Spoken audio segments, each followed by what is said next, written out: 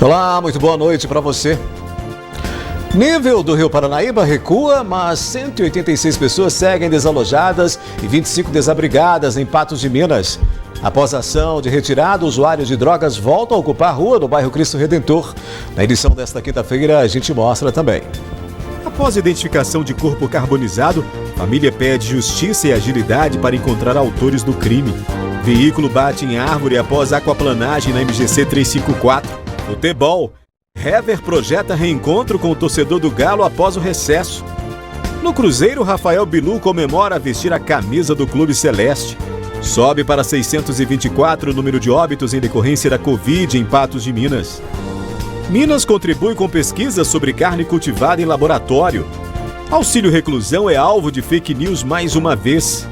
Depois de acidente com caminhão que invadiu residência, proprietários buscam ajuda para pagar pelos estragos. E Polícia Civil prende suspeitos de assassinato ocorrido em distrito de Patos de Minas. Estas e outras notícias a gente mostra a partir de agora no NTV News.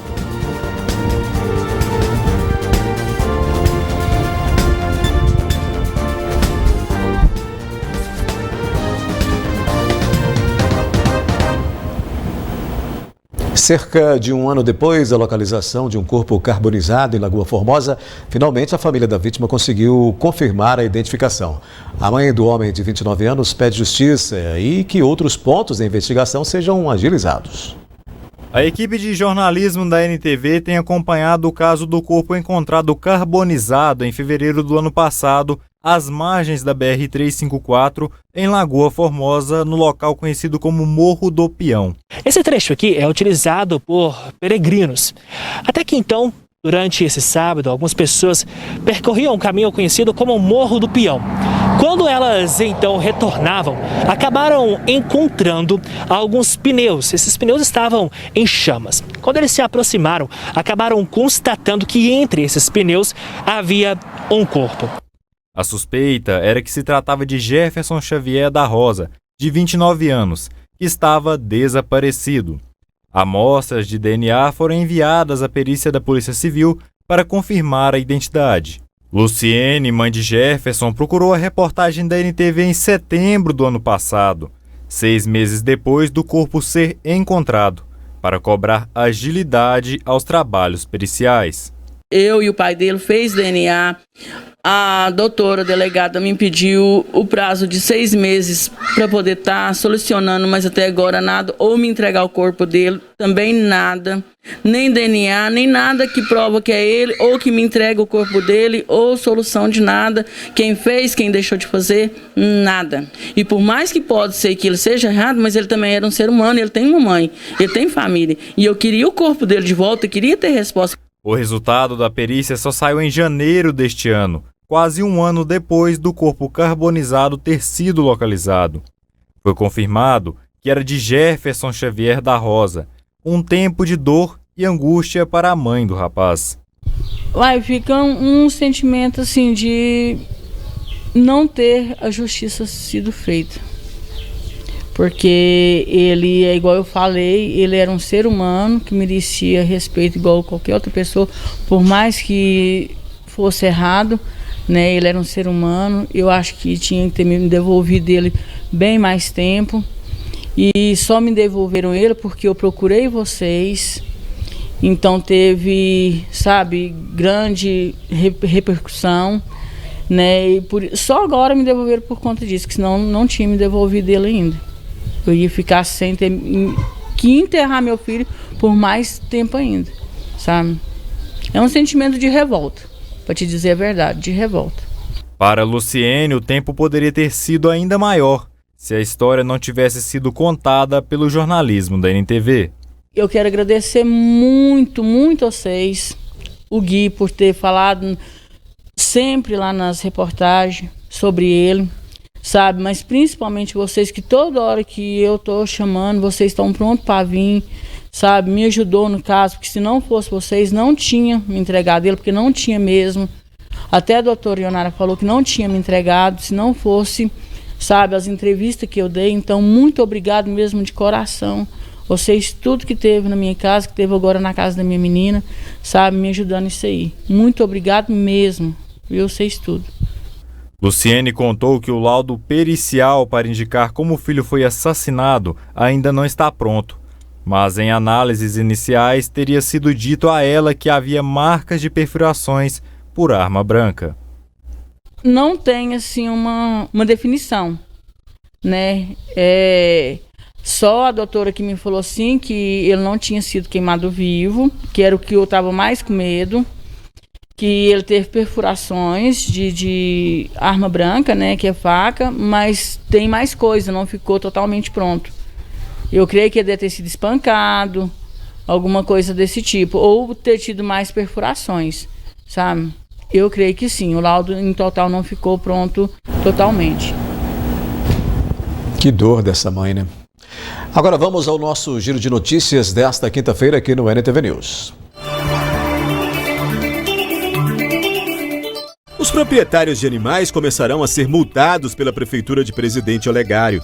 Vem sendo comum a presença de equinos e bovinos soltos no meio urbano, o que tem provocado riscos principalmente para o trânsito. A Secretaria de Obras e Serviços Públicos comunicou que será realizado o recolhimento dos animais e os donos serão responsabilizados com as taxas estabelecidas em lei. Em Monte Carmelo, um homem de 44 anos que transitava a pé pela rodovia foi detido pela Polícia Militar Rodoviária na MG 190.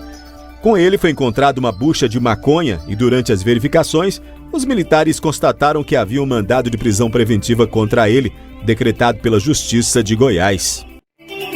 Na manhã desta quinta-feira, na MGC 354, em Presidente Olegário, a Polícia Militar Rodoviária registrou um acidente de trânsito com saída de pista. O motorista do Nivus, com placas de São Gotardo, disse que seguia sentido Patos de Minas quando o carro aquaplanou em meio à chuva e bateu contra o tronco de um eucalipto. O homem de 40 anos foi socorrido com dores na nuca e pelo corpo, mas sem ferimentos graves, segundo a polícia.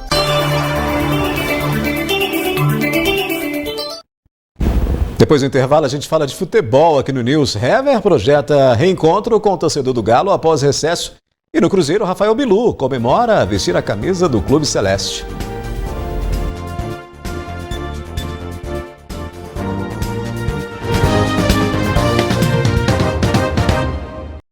O Atlético encara no sábado a Caldense às 16h30 na estreia do Mineiro. Destaque para Hever, que caso entre em campo, completará 339 jogos com a camisa do Galo. O zagueiro atleticano já projeta o reencontro com a torcida alvinegra após o período de recesso. Espero que seja o melhor possível, né? É muito tempo aí sem jogos. A gente também tem aquela ansiedade, aquele friozinho na barriga para que isso possa acontecer o quanto antes. E espero que nesse sábado a gente possa já iniciar bem e dar alegria ao nosso torcedor, que já tem muito tempo que não tem jogos da gente. Então espero que nós possamos fazer com que o torcedor saia de lá feliz. Hever foi questionado durante a coletiva sobre a relação entre os lesionados na pré-temporada e a intensidade das atividades ministradas pela nova comissão técnica do Galo. Eu acho que, assim, primeiramente, uma coisa não tem nada a ver com outra, né? A gente tem buscado treinar forte em todos os aspectos. Infelizmente, o Christian sofreu uma lesão, mas volto a dizer, a intensidade não tem nada a ver com o tipo de lesão. Então, para que isso fique bem claro que a gente perde uma peça muito importante, né? Mas a gente sabe que nós temos um elenco muito, muito forte, temos outras peças também que pode suprir essa ausência do Christian nesse período de recuperação.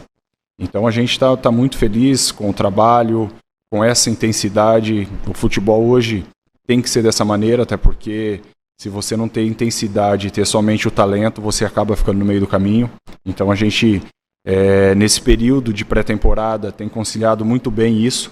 É claro que às vezes essas fatalidades acabam acontecendo, você perde um jogador ou outro, mas o elenco foi montado para que isso a gente sabia que poderia acontecer, mas que não venha sentir tanta falta de uma peça ou de outra, até porque você tem jogadores de muita qualidade que pode contribuir da mesma maneira que essas percas vêm acontecendo ao longo do ano, ao longo da pré-temporada. Então estamos preparados para isso, ficamos muito tristes com a perca do nosso companheiro, mas a gente sabe que o futebol é dessa maneira. O jogador também fez uma análise do formato do Campeonato Mineiro, que terá início neste fim de semana. A gente sabe que o campeonato estadual, às vezes, acaba sobrecarregando, colocando em risco pelas condições que a gente encontra, né? Mas a gente sabe a importância também que tem essa competição. Nós temos um elenco, nós podemos, assim, se dar o luxo de falar que temos um elenco muito grande, né? E onde você consegue ter uma rodagem interessante já no início do ano, até porque não vai estar todo mundo 100%. Então a gente é privilegiado. Mas eu acho que mudanças também nessa competição trará talvez prejuízo, principalmente para as equipes de menor expressão, que têm um calendário totalmente voltado ao campeonato estadual. Então a gente também tem que pensar nesses companheiros, nessas equipes, e tentar conciliar essa situação para que ninguém saia prejudicado. Então tem que ter o máximo de cuidado também para se manifestar em relação a isso, para que você também não seja aí questionado de forma negativa.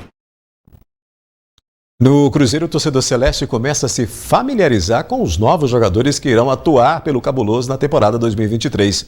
O atacante Rafael Bilu é um deles.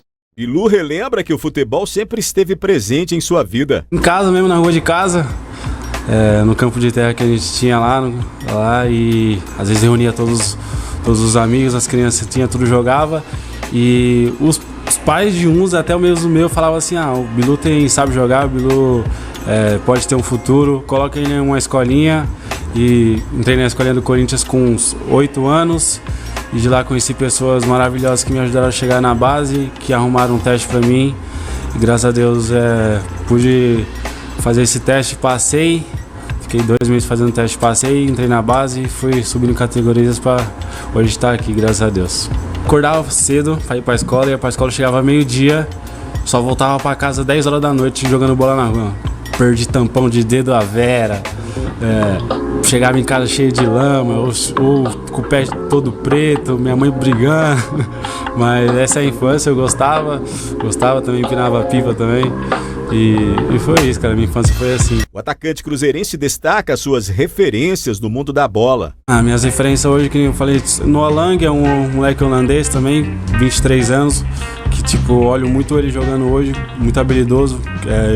Hoje eu acho que as minhas características são muito igual a deles, de velocidade, de drible, de partir pra cima, de não ter medo. E é isso que eu espero, isso que eu vou fazer de tudo para que aconteça nos jogos.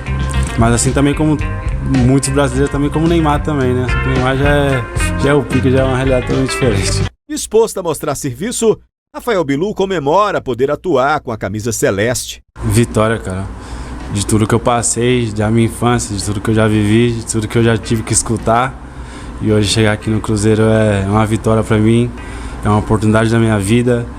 É uma coisa que, se eu for olhar para trás assim, eu vou falar assim: mano, eu cheguei no Cruzeiro, que é um time imenso, e hoje eu posso falar que eu tô vencendo, né? Que ainda quero jogar ainda aqui, quero fazer história, quero dar a minha vida, quero mostrar para todos que eu tenho um potencial, e eu acho que o Cruzeiro é o time perfeito por tudo, pela sua grandeza, por todos os títulos, pela sua história, e é isso, cara, mais de vitória mesmo. Caras novas do Cabuloso, né? A seguir, Minas contribui com pesquisa sobre carne cultivada em laboratório. Nível do Rio Paranaíba recua, mas 186 pessoas seguem desalojadas e 25 desabrigadas em Patos de Minas. E sobe para 624 o número de óbitos em decorrência da Covid-19.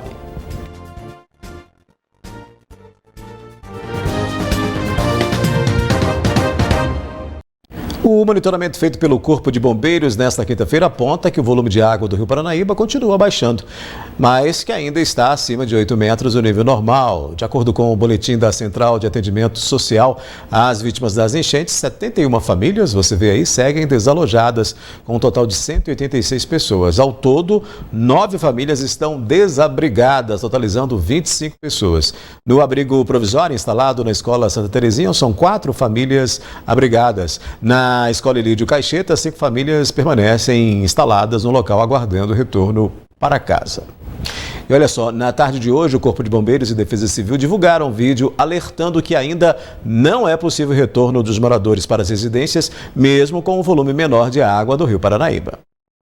O Corpo de Bombeiros Militar, juntamente com a Defesa Civil, como todos já têm observado, tem feito um monitoramento diário do nível do rio e também das condições meteorológicas em Patos de Minas e região. Nós sabemos que nos últimos dias tivemos uma estiagem breve, algumas pessoas pretendem já voltar para suas residências, no entanto, nós, mediante a avaliação que estamos fazendo, orientamos que ainda não é seguro o retorno das famílias para suas residências. Haja vista que no ano passado nós tivemos o retorno das famílias e no mês de fevereiro houve necessidade de saírem novamente das suas residências. Então, o Corpo de Bombeiros tem feito monitoramento não apenas em Patos de Minas, mas também na cabeceira do rio, no município do Rio Paranaíba, ao longo do rio, em Carmo Paranaíba, Serra do Salitre, e até mesmo aqui no distrito de Santana de Patos. Então, esse nível do rio ao longo da cabeceira até aqui tem sido monitorado e vamos informar com a maior precisão possível a data de retorno seguro das famílias para suas residências. A Defesa Civil, antes das famílias retornarem, vai fazer um trabalho de inspeção em todas as residências, olhar a condição da casa, quanto à segurança, se houve alguma avaria que possa prejudicar as moradias, e depois fará também um outro trabalho no sentido de limpeza e higienização das casas, para que as famílias possam voltar com segurança para suas residências. A Defesa Civil não medirá esforço para estar sempre orientando e sempre junto para fazer o melhor possível para a nossa comunidade. E aproveitamos também para alertar a população que, embora estejamos esses dias sem chuva, temos para a próxima semana e até o final do mês previsão sim de retorno de chuvas na região, motivo pelo qual a gente reforça a atenção e o monitoramento continua por parte dos Bombeiros e Defesa Civil.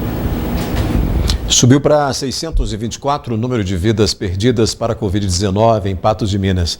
Foram confirmados mais 3 óbitos no boletim desta quinta-feira, que está aí na tela, isso em comparação ao levantamento anterior. Os dados mostram que são 41 casos na janela de transmissão. E de acordo com a Prefeitura, essa semana até o momento foram registrados 32 testes positivos, Este balanço que está na tela não é o de hoje, esse é o comparativo anterior, No de hoje já é um número maior aí de casos com óbitos 624, nesse aí aparece 621, que é o anterior. No balanço referente à semana passada, são 66 confirmações da doença. Portanto, nessa semana até agora 32, a semana passada 66 casos confirmados de Covid-19 em Patos de Minas. Você sabia que a ansiedade precoce pode ser observada também em crianças? Por isso é importante estar sempre atento para procurar ajuda o quanto antes. A volta às aulas é motivo de ansiedade para muitas crianças que criam expectativas de como será o novo ano letivo e quem serão os novos colegas e professores. Entretanto, o excesso de ansiedade pode gerar mal-estar e provocar dores de cabeça, estômago, tensões musculares e outros sintomas. As crianças geralmente perdem o sono, às vezes ficam mais chorosas, irritadas, comem muito ou deixam de comer. Tem a enurese também, o xixi que acontece noturno ou às vezes durante o dia várias idas ao banheiro. Também tem o contrário, prende o intestino. Então isso são alguns sintomas, mas principalmente a irritação e o choro é o que a gente percebe, que a criança fica assim um pouco hiperativa também, movimenta bastante. Isso é o que a gente tem que observar. A neuropsicopedagoga Adriana de Souza explica que a ansiedade precoce pode ser evitada ao se antecipar às crianças o que irá acontecer. E, geralmente, uma semana antes do recomeço das atividades escolares, já estabelecer aquela rotina, dos dias escolares da criança. Voltando com a rotina uma semana antes, estabelecendo os horários para a criança já ir adaptando e não ser aquele retorno onde a criança não está esperando e já começa-se uma rotina escolar. Isso colabora bastante. E os pais também ficarem tranquilos e passando as informações para as crianças com relação a esse retorno escolar. Ela alerta da importância de se oferecer um ambiente seguro aos filhos. Tem alguns pais que não gostam de antecipar, o que irá acontecer, porque entende que a criança fica ainda mais ansiosa. A princípio isso acontece mesmo, mas quando a gente tem o hábito de prever a rotina, prever os acontecimentos para a criança, ela diminui muito essa ansiedade. E com isso a gente tem uma grande melhora. Os pais, nesse momento, têm que oferecer um ambiente tranquilo e seguro, e eles também devem controlar a ansiedade deles. Porque, normalmente, a ansiedade infantil, ela é mais reflexo do ambiente que a criança está inserida. Muito mais do que uma predisposição genética, vamos dizer assim.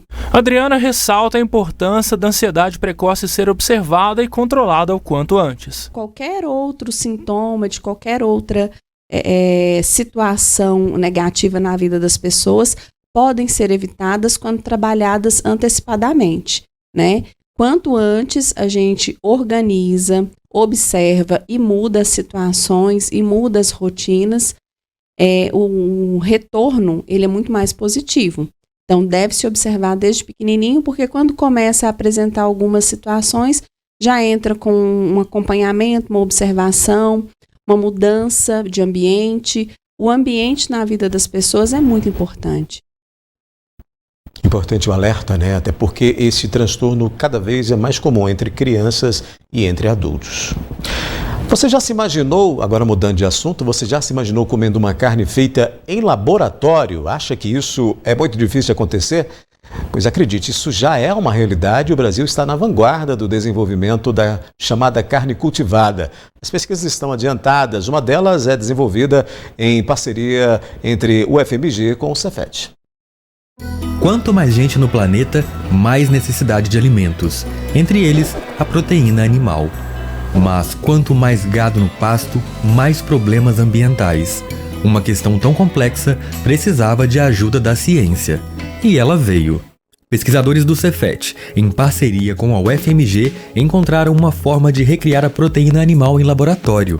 É isso mesmo, é a carne cultivada. A pesquisa busca a replicação exata do produto a partir de células de animais. A primeira experiência é com a carne de frango. O que é isso? É a gente reproduzir a carne, que é o músculo, né, em laboratórios. A gente faz uma biópsia, isso sem uma intervenção muito grande no animal, tira essas células, uma parte do músculo, extrai essas células tronco, cresce elas em laboratório e aí diferencia ela em fibras musculares, isso que a gente chama de carne cultivada. É aqui nesse ambiente livre de contaminações com micro-organismos que as células são manipuladas. Depois, elas vêm para essa estufa e ficam em um ambiente controlado. Tudo visando a entrega de um produto seguro, além de saboroso. O processo é minucioso desde a extração das células até a montagem final da estrutura. Essa segurança é um dos pontos principais da produção de carne de forma controlada. A gente tem uma consciência muito grande de que o consumidor para esse produto ele não existe. Né? Então a gente tem um trabalho de educação mesmo, primeiro de desmistificar, né, que não é sintético, que não causa câncer, que é totalmente controlado e vai ser regulado pelas agências, né, como a Anvisa, FDA, né, e entre outros. Então essa é uma coisa muito séria, vai ser tratado muito sério desse ponto. E em questão, claro, que quanto mais a gente se assemelha, né, ao que a gente conhece por um pedaço de carne, eu acho que fica mais fácil, né, também do consumidor aceitar. E o produto final do projeto é surpreendente. Carne com sabor de carne, gosto de carne, cor de carne e textura de carne. A indústria também já está de olho no potencial da carne produzida em laboratório. A JBS, uma das maiores do setor, está investindo mais de 100 milhões de dólares em pesquisas relacionadas ao produto. Nos institutos mineiros, o projeto já está bem avançado. Então, bastante sucesso. Então, a gente já conseguiu isolar essas células tronco, crescer, colocar nesse arcabouço tridimensional, nesse biomaterial e dar uma estruturação, ou seja, só o fato de a gente colocar nesse biomaterial, essas células já se diferenciam, já se formam fibras musculares e a gente tem uma organização dessas fibras muito semelhante ao que a gente tem no sistema in vivo. Então isso dá para a gente a noção de que essa estruturação pode ser usada a posteriori, né, para produzir uma carne. De acordo com a professora Aline Bruna, um dos desafios da carne cultivada é a legislação de cada país em relação ao produto. Ela vê avanços que podem contribuir para que esse tipo de carne se torne cada vez mais acessível ao consumidor. O primeiro marco em termos de legislação foi Singapura. Então, Singapura aprovou o primeiro produto cultivado, é um frango cultivado, né, que foi aprovado como um ingrediente inicialmente lá pelo órgão regulamentador equivalente à Anvisa deles. Menos de um mês atrás a gente teve um marco importante que foi o primeiro produto, o primeiro frango cultivado da Upside Foods, regulamentado pelo FDA americano. Então, com essa sinalização, né, a gente espera que muito em breve a gente já vai ter o primeiro frango cultivado em prateleiras, né, ou em restaurantes, provavelmente primeiramente, para ser consumido nos Estados Unidos, e já com um relatório do FDA trazendo vários pontos super importantes. Estão sendo feitos experimentos, testes e muita pesquisa. O consumo de carne é uma realidade que faz parte do nosso dia a dia e, como eu te disse no início da matéria, tende a crescer. Garantir a segurança alimentar de uma população tão grande exige soluções inteligentes e sustentáveis. O equivalente a um boi, que se eu não me engano é em torno de 2 toneladas, né, de carne, a gente vai levar aí, as estimativas é que a gente vai levar em torno de 3 semanas. Né, e a mesma coisa aí, se a gente fosse na condição convencional, a gente vai levar em torno de 2 anos, né, para poder criar um boi. Então a gente consegue ampliar a escala, né, à medida que a gente consegue evoluir nesse desenvolvimento de tecnologia.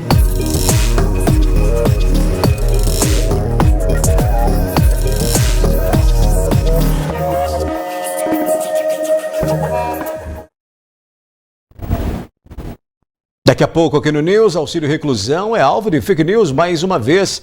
E após a ação de retirada, usuários de drogas voltam a ocupar rua no bairro Cristo Redentor.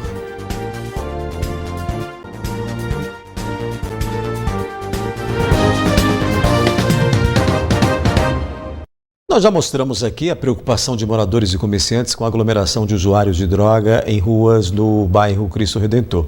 Após uma ação realizada nesses locais para a remoção dos grupos em situação de rua, nossa reportagem voltou a receber reclamações sobre o problema que volta a acontecer. A nossa reportagem voltou até este ponto, que fica no bairro Cristo Redentor, em Patos de Minas. A reclamação, novamente, é com a presença dos usuários de drogas e pessoas em situação de rua. Da outra vez, a nossa reportagem até que conversou com alguns moradores em situação de rua. Mas, de acordo com eles foram tirados à marra daqui pela polícia e agora tem receio de conversar com a nossa reportagem. Nos últimos meses, a Prefeitura de Patos de Minas disse que colocou um guarda no galpão do produtor rural, que fica na quadra ao lado aqui desse local onde eu estou agora, para fazer o monitoramento da área. E realmente os usuários saíram do galpão do produtor rural. Só que eles migraram para a frente deste hipermercado aqui no bairro Cristo Redentor. Dá para ver que logo ao fundo existe uma barraca que eles criaram, né? Ali existe até uma criança que está ali junto com o pai, né? Ele ficou bastante nervoso, disse que não era para filmar ali. Claro, a gente não pode mostrar a imagem da criança. Eu conversei com 2 usuários de drogas que disseram que a vontade deles não era estar nesta vida, nem muito menos viciados. Só que o vício fala muito mais alto. Vamos ouvir um trecho. Jamais alguém queria uma vida dessa para alguém, entendeu? Ficar na rua, apanhar? Jamais. Eu nasci vencedor e eu sou dono do criador, parceiro. Nunca, jamais eu queria essa... Tipo assim, eu não queria passar a situação que eu tô passando, você tá entendendo? O vício é maior. É maior. Eu tenho vontade de crescer. Eu queria, tipo assim, que Deus tocasse meu coração de verdade mesmo para me libertar dessa vida. Nós é feliz, graças a Deus, nós só queremos melhoria. E vocês não queriam estar aqui? Nós estamos aqui porque muita população não ajuda o povo. E aí, como que é a ação, às vezes, quando as pessoas chegam aqui reclamando da presença de vocês? Normal. Maltrata? Não. Os moradores desta região, muito assustados, não quiseram gravar entrevista porque temem sofrer represálias. Só que em off, conversando com esses moradores, eles contam que aqui durante a noite fica uma verdadeira baderna. são gritos, pedidos de socorro e até muitas agressões realizadas pelos próprios usuários de drogas. O poder público já tem noção dessa situação. A Secretaria de Desenvolvimento Social realizou nos últimos meses um trabalho de conscientização, indo até essas pessoas que muitas das vezes não são de Patos de Minas e orientando, pagando até a passagem para que elas voltem para a cidade de origem. Só que a situação continua a mesma. A Polícia Militar disse que realiza fiscalizações e patrulhamento nessas regiões para manter a ordem. A nossa reportagem vai continuar acompanhando a situação aqui deste cruzamento, que para muitos já pode ser chamado de Nova Cracolândia de Patos de Minas. Eu sou Rafael Ribeiro para o jornalismo da NTV. Notícias falsas sobre o auxílio reclusão circularam na internet nos últimos dias. O benefício é uma política pública para auxiliar familiares do segurado do INSS que seja preso e significa uma pequena parcela da população carcerária. As publicações compartilhadas em redes sociais dizem que o auxílio reclusão teria sido reajustado acima dos R$ 1.302 do salário mínimo, chegando a R$ 1.754. É mentira. O valor, na verdade, refere-se a uma correção feita por portaria interministerial na tabela do limite de ganho pelo preso antes de ser detido para ter direito ao benefício. Apenas os presos que antes de serem encarcerados contribuíam com o INSS por terem um emprego com carteira assinada é que vão ter direito. E essa, na verdade, é uma grande minoria das pessoas que são encarceradas no Brasil. É um número muito pequeno. O valor do auxílio reclusão continua limitado a um salário mínimo. E ele vai todo para as pessoas que dependem economicamente do preso ou presa. Especialmente quando se trata de mulheres presas. Porque as mulheres, a maioria das mulheres são mães solteiras, são uns 80% são mães e solteiras. Então, esse auxílio de reclusão atende as crianças, ou seja, a avó que cuida dos netos porque a mãe está presa. O benefício do auxílio reclusão, pago pelo INSS, é garantido pela Constituição Federal. Ao amparar financeiramente famílias em situação de vulnerabilidade na ausência do provedor ou provedora, funciona também como uma política de segurança pública. A gente tem que lembrar que a família não é responsável pelo crime cometido pelo parente. E a ideia do auxílio reclusão é evitar que essa família tenha uma penúria econômica por conta dessa prisão e, com isso, até mesmo evitar que haja um incremento da criminalidade. As notícias falsas em torno de programas sociais de combate à desigualdade se propagam em grupos pouco dispostos a refletir sobre a veracidade das informações, em especial quando elas estão relacionadas a temas sensíveis, como o sistema prisional. As fake news, elas não atuam de forma isolada, né? São um amontoado de fake news que acabam produzindo o que nós vimos aqui no Brasil recentemente, um descrédito em relação à democracia, visões contra os direitos humanos, a justiça social, enfim, o mundo hoje inteiro sofre as consequências das fake news à medida que ela determina, de alguma forma, um ataque a certos consensos políticos, econômicos, sociais, e isso vai deteriorando o papel da democracia, que é gerar igualdade não só jurídica, mas também uma busca de redução das desigualdades sociais. Em instantes aqui no News, Polícia Civil prende suspeitos de assassinato ocorrido em distrito de Patos de Minas. E depois de acidente com o caminhão que invadiu residência, proprietários buscam ajuda para pagar pelos estragos. Na última terça-feira, nós mostramos aqui no NTV News a reportagem sobre um acidente ocorrido no residencial Monjolo, onde um caminhão descontrolado, após perder os freios, invadiu uma residência e 2 pessoas ficaram feridas nesse incidente. Diante dos prejuízos, que devem somar aí mais de R$100 mil, os proprietários do veículo fazem um apelo para conseguir arcar com todos os gastos. O acidente aconteceu na manhã dessa terça-feira, na Avenida João Batista Rodrigues, que faz divisa com os bairros Jardim Esperança e Residencial Monjolo, em Patos de Minas.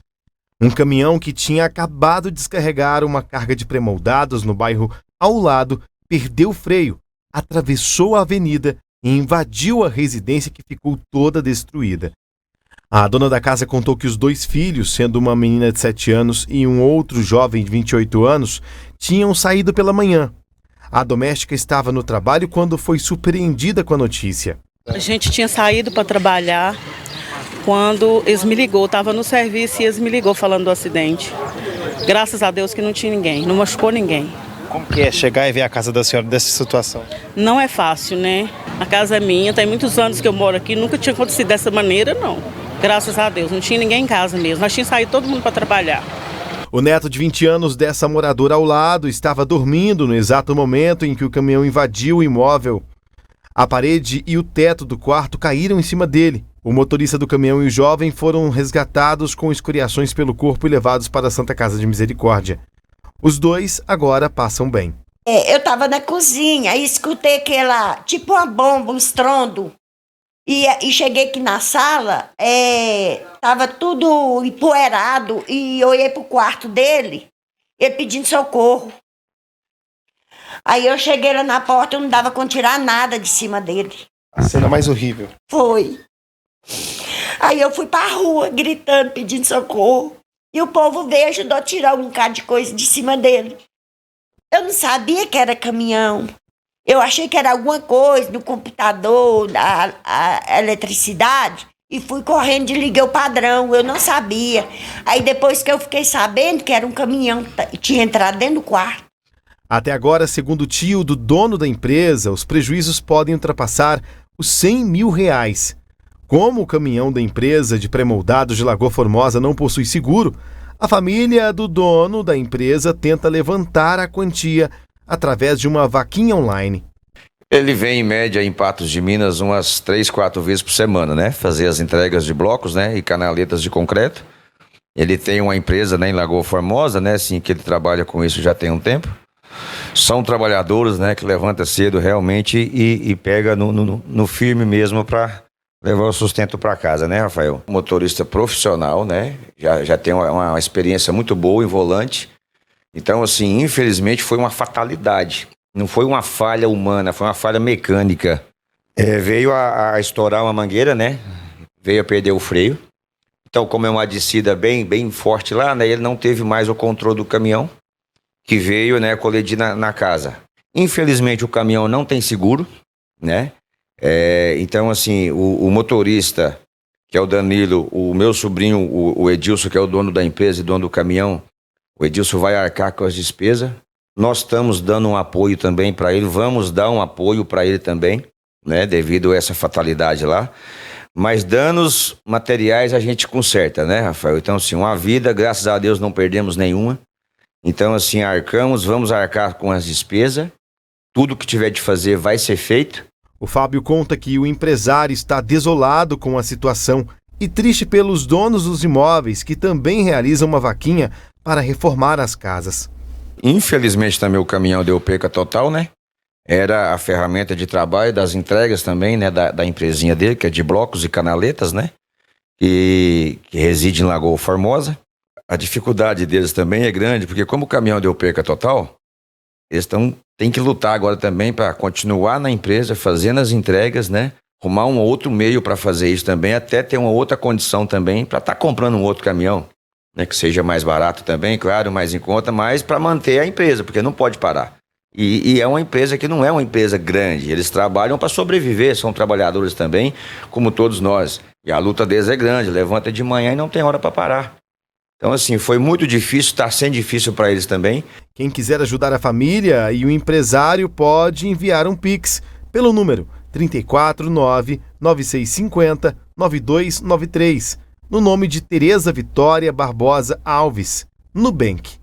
Quem quiser e puder estar ajudando com qualquer quantia, Rafael, que seja R$1, 2, não importa a quantidade, ou até material mesmo de construção, que alguém, né, de coração que quiser fazer sim, sua doação também, para dar esse apoio também nesse momento difícil. A Polícia Civil segue com as investigações para elucidar um caso de homicídio ocorrido no meio rural de Patos de Minas. Durante a operação deflagrada nesta quarta-feira, 3 suspeitos do crime foram localizados. A Polícia Civil de Minas Gerais prendeu 3 suspeitos de participarem do crime contra o Robson no dia 19 de dezembro de 2022, no distrito de Alagoas. Nós vamos conversar com o Dr. Luiz Mauro Sampaio, que vai dar mais detalhes de como ocorreu essas 3 prisões. Doutor, como que a polícia chegou nesses 3 suspeitos? Então, a Polícia Civil, desde o momento em que ocorreu o homicídio, nós já enveredamos para a investigação e pudemos, então, ir até o distrito de Alagoas, onde colhemos diversos depoimentos. Entre os depoimentos, nós tivemos aí alguns depoimentos que apontaram quem seriam alguns dos suspeitos. Nós tivemos testemunhas que relataram que 4 pessoas podem ter participado do crime.